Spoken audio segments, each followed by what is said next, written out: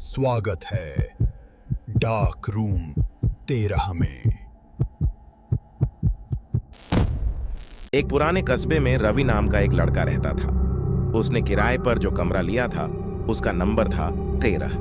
कस्बे में लोग धीरे धीरे कहते फिरते थे कि इस कमरे का दरवाजा रात 1 बजे खुद ब खुद खटखटाता है, लेकिन रवि ऐसी बातों पर कभी विश्वास नहीं करता था।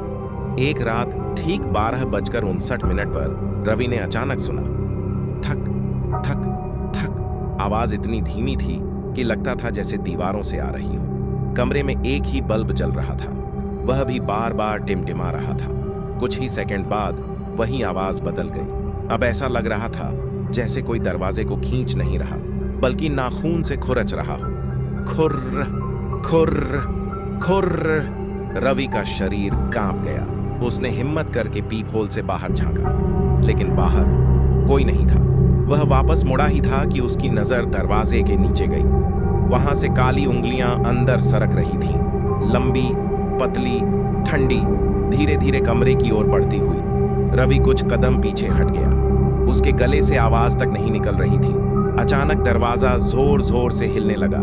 धड़ाम धड़ाम धड़ाम। कमरा कांप उठा। रवि डर के मारे चिल्लाया, कौन है, कौन? और उसी पल सब कुछ अचानक शांत हो गया। सन्नाटा, बिल्कुल सन्नाटा।